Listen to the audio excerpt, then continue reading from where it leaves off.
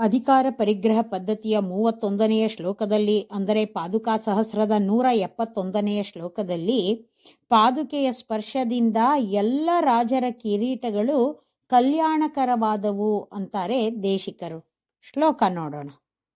ಮಹೀಕ್ಷಿತಾಂ ರಾಘವ ಪಾದರಕ್ಷೆ ಭದ್ರಾಸನಸ್ತಾಂ ಭವತೀಂ ಸ್ಪೃಶಂತಃ ಪೂರ್ವಂ ತಥಾತ್ವೇ ನಿಯತೇಪಿ ಭೂಯಃ ಕಲ್ಯಾಣತಾಂ ಆನಶಿರೇ ಕಿರೀಟಃ.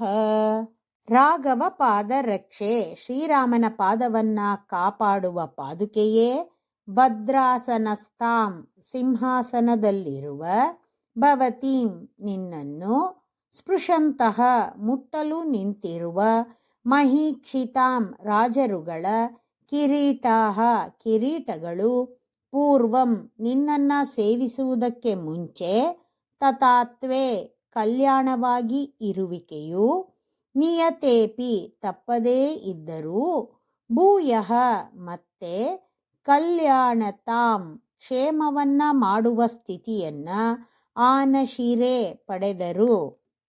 ಲೋಕದ ರಾಜರುಗಳು ಪಾದುಕೆಯನ್ನ ಸೇವಿಸುವ ಕಾಲದಲ್ಲಿ ಅವರ ಕಿರೀಟಗಳು ಪಾದುಕೆಯನ್ನ ಸ್ಪರ್ಶಿಸಿದವು.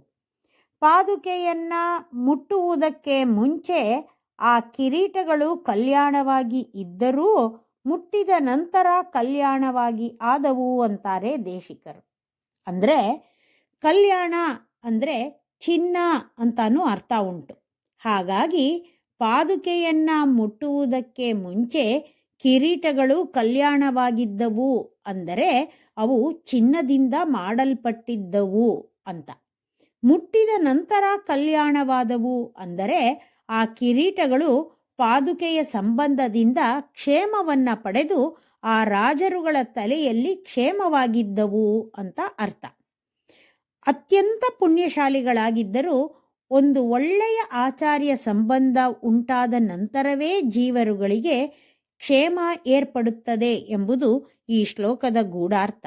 ಶ್ರೀಮತೆ ನಿಗಮಾಂತ ಮಹಾದೇಶಿಕಾಯ ನಮಃ.